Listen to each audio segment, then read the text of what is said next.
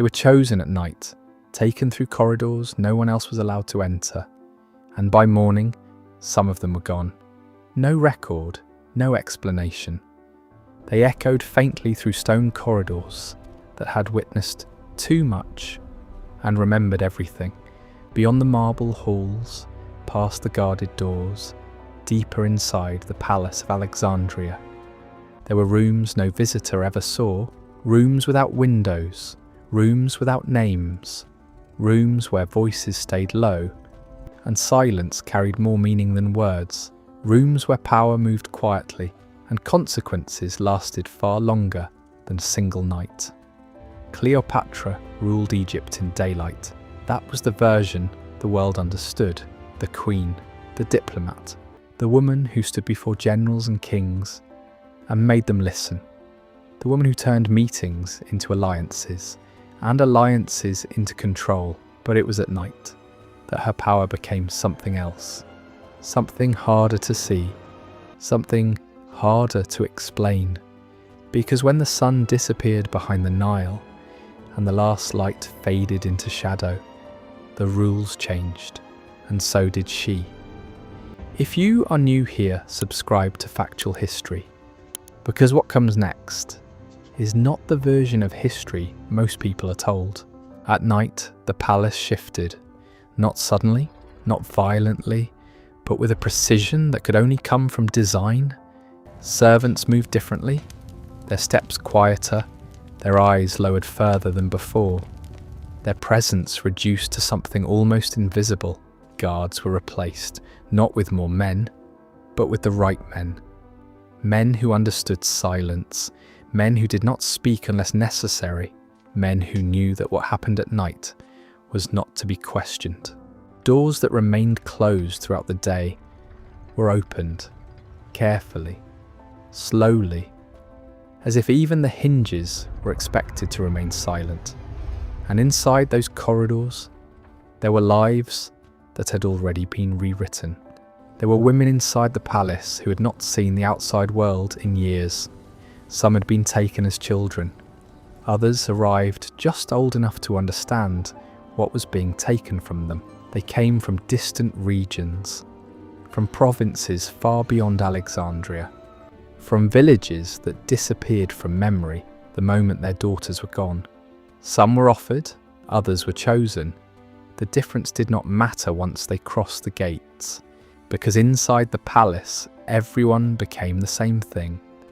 Not a person, not a daughter, not a past, but a presence, a role, a function within a system that did not allow for individuality.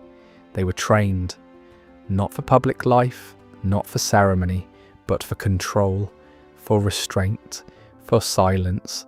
They learned how to move without sound, how to stand without shifting, how to lower their gaze at exactly the right moment, how to understand what was expected before a word was ever spoken, because instruction was rarely given, expectation was understood, and those who failed to understand did not remain long enough to learn again.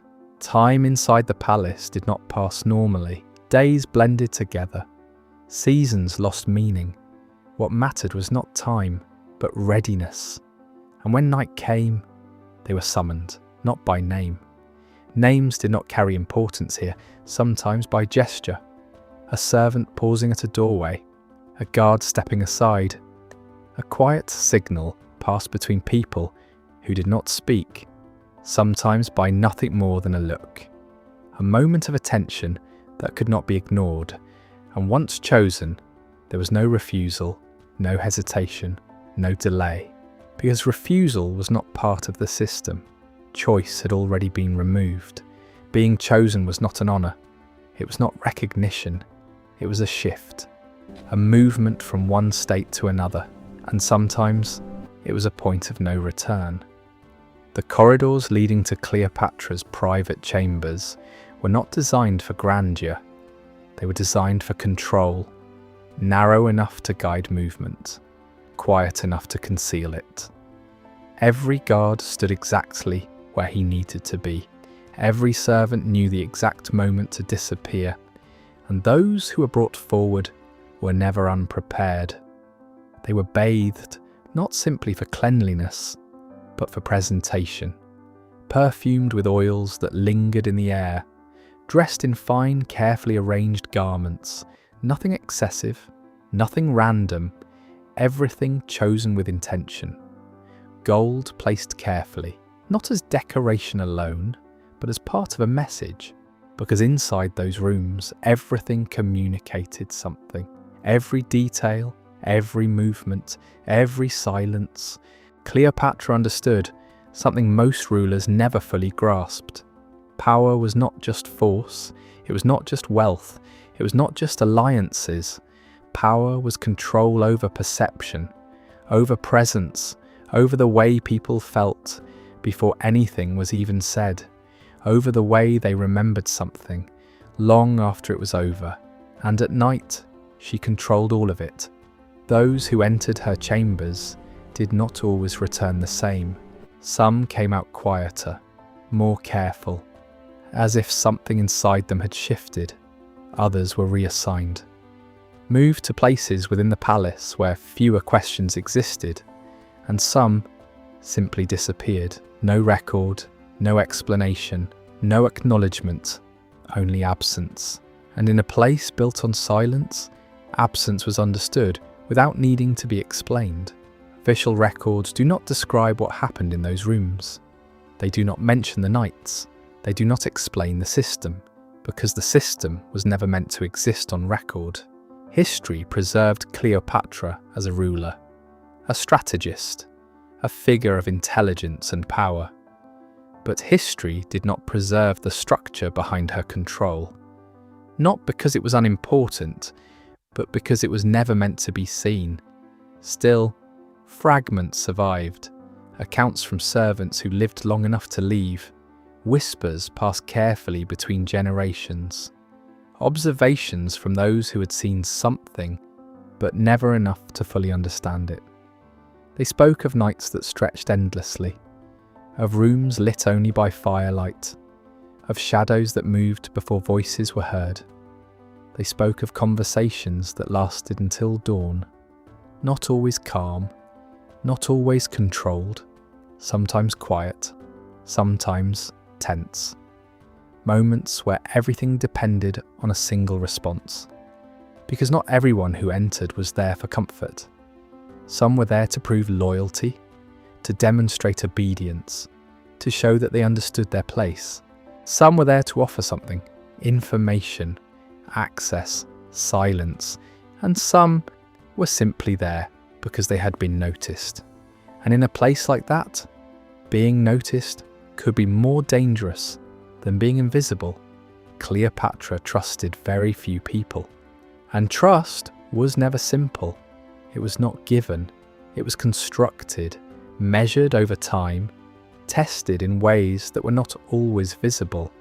There were nights where those summoned were asked questions, simple questions, carefully phrased, questions that seemed harmless, until you understood what they revealed, because inside those rooms, every answer mattered, every hesitation was seen, every word was remembered, silence could be interpreted, speech could be judged, and once something was revealed, it could not be taken back. Because information was one of the most valuable forms of power, and Cleopatra knew exactly how to use it. There were also men brought into the palace at night, not as equals, not as honoured guests, but as part of something larger, messengers carrying information, envoys seeking favour, men of influence who believed they understood their position, and sometimes men who did not fully understand why they had been brought at all. What happened to them depended entirely on what was needed, a decision, an agreement, a shift in power, or something quieter, something that would never be written down. Because night inside the palace was not about indulgence, it was about strategy. Every moment had purpose, every interaction had weight. Decisions made in those hours did not remain in those rooms.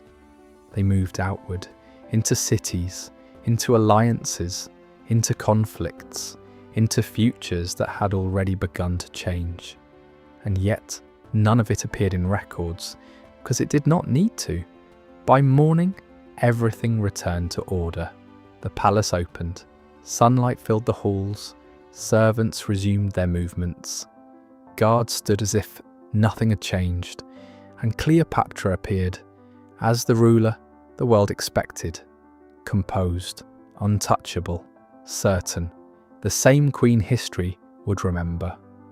But beneath that image, there was another reality, one that existed only in darkness, one that functioned without acknowledgement, one that depended entirely on silence.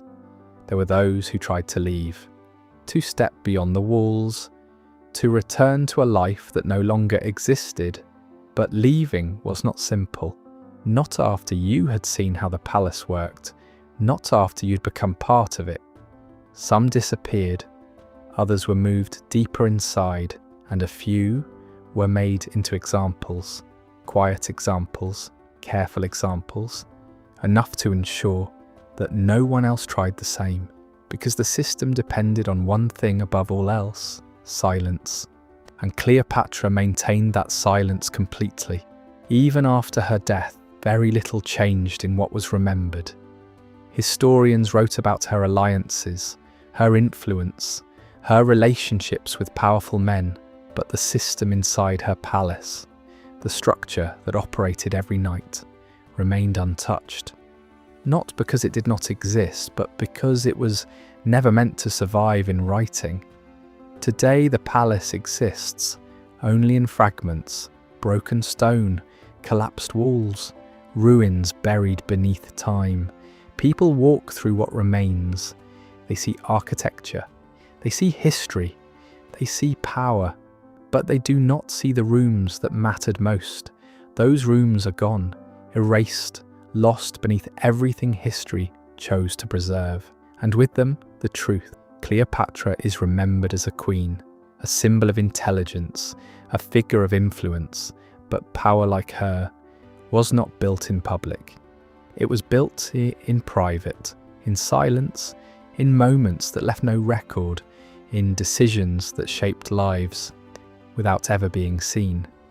And whatever happened in those rooms at night stayed there, buried, forgotten, protected by the same silence that made it possible in the first place.